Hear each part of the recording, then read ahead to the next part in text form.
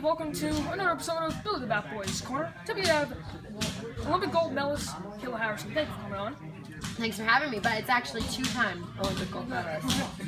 You made history in the 2012 Olympics in London by winning the first gold medal by any American in Judo. You repeated with another gold medal in the 2016 Rio Olympic Games.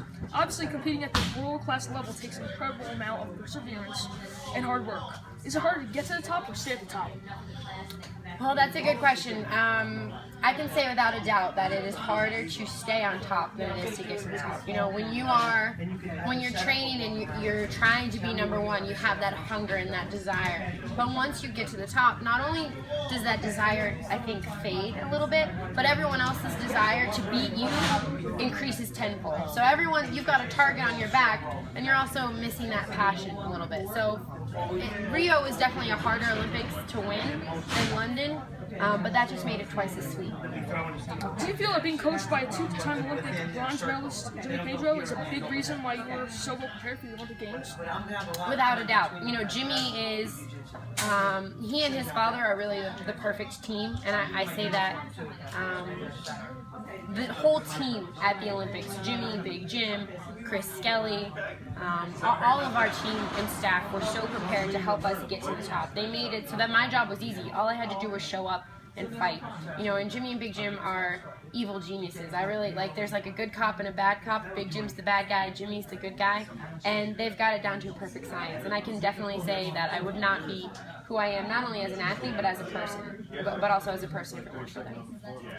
You're a great role model for female athletes of any sport. What is the greatest impact that you want to make on USA Judo?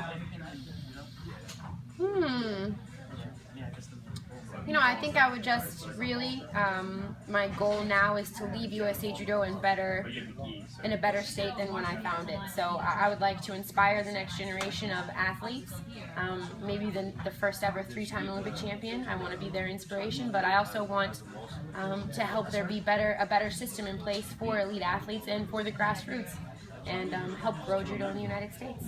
Can you explain a little bit about your Fearless Foundation? Sure.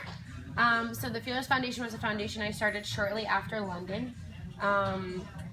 It is for survivors of sexual abuse. I was sexually abused by my first coach. And the goal of the Fearless Foundation is really to shine the light on what sexual abuse is. So many times in our society, I feel like it's something that people really still don't want to talk about. You know, it's something that we believe doesn't happen to us, but it does happen a lot. 1 in 4 girls and 1 in 6 boys will be sexually abused by the time they're 18.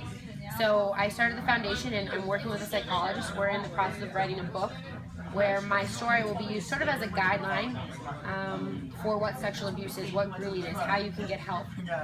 And we want it to be in the 7th grade health class curriculum. You know, we want kids to have to read about it, to learn about it, to talk to their parents about it, and to start to educate our society on what sexual abuse is and how to spot it and how to see the signs of it.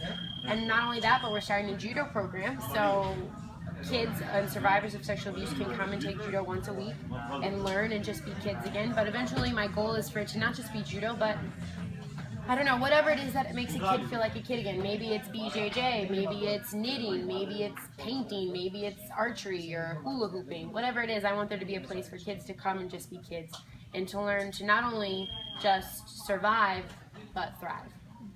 It may be too early to decide, but have you considered making the transition to UFC as you did, as your old training partner Ronda Rousey did? The good old MMA question. Obviously, MMA is something I'm considering. It's a difficult decision for me at this time, just because it's very different from judo. You know, the judo world is, you can take judo to the highest stage in sports. You can take it to the Olympic Games. And while the UFC may have a bigger crowd and may have a bigger draw nationally, internationally, I don't think it's quite as big as the Olympic arena. And I don't think it's a sport as much as judo is. UFC is very much an entertainment industry. So it's still something I have to think about, and I'm going to talk to my coaches, Jimmy and Big Jim. I'm going to talk to Skelly. I'm going to talk to all of my advisors, and when the time is right, if it's time for me to make that transition, I will. But for right now, I'm happy just being a 2-time Olympic champion. And last question, what is the best piece of advice that you could give to a younger judoka?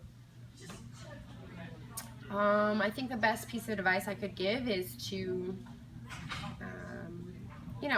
I don't want to say it sounds corny and it sounds super easy, never give up, but I think that's really an important lesson that we learn in judo. You know, one of the things, the very first thing we learn how to do in judo is fall, so that we can fall properly and keep ourselves safe and stand back up. And there's so many times that I've fallen in my career. You know, I've failed a million times. I've lost on the highest stage in the world a million times, but it's only because I was able to pick myself back up and never give up that I am where I am today. So, All right, thank you. thank you very much.